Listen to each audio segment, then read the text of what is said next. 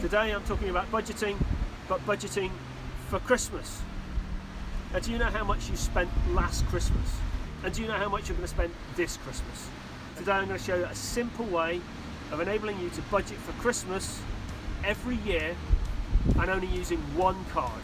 When I worked for Lloyds Bank, I always used to find that people would come in sort of late December, early January, and say that they were caught out by Christmas. It was just lack of preparation, lack of planning, and not really having a structure to their budgeting. So for those who didn't budget properly coming up to Christmas, they found they then had to make compromises. Or in January, when the bills came in, they then started to be filled with regret and upset. And not only did this have an impact on how their bank balances looked, but it also had a huge impact on how they felt. I mean, imagine that. You've just had a lovely Christmas.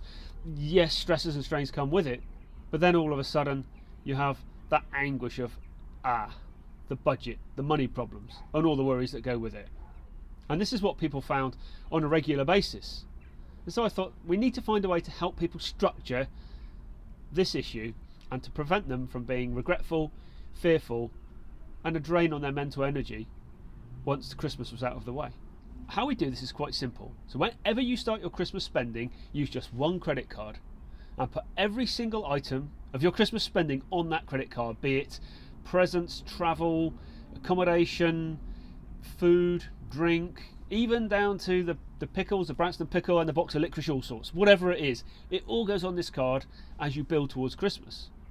But then each month you repay the bill. You don't let the bill hang over because you'll start paying interest on that.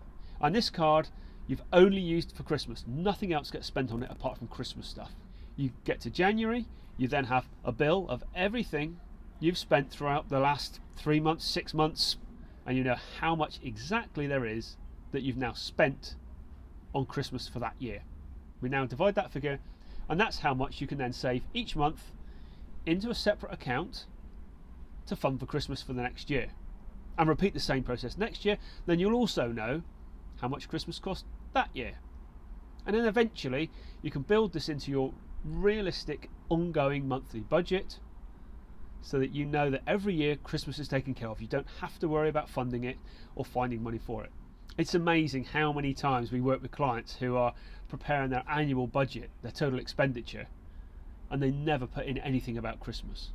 And then they get caught out and they wonder why the money fairies come in and taking some money out, because it's gone on Christmas because we haven't planned for it. Simple stuff, but makes a huge difference. Make a huge difference to your finances, and more importantly, make a huge difference to your happiness each January. So there's the actions. Get a credit card. It's dedicated only to Christmas. Put all of your Christmas spending onto that. Repay it each month. And then at the end of the Christmas period, so January, when you get that final statement, divide it by 12, and that's how much each month you need to be saving into a savings account to pay for Christmas next year. And that will take the burden away. You won't need to worry about financing Christmas ever again.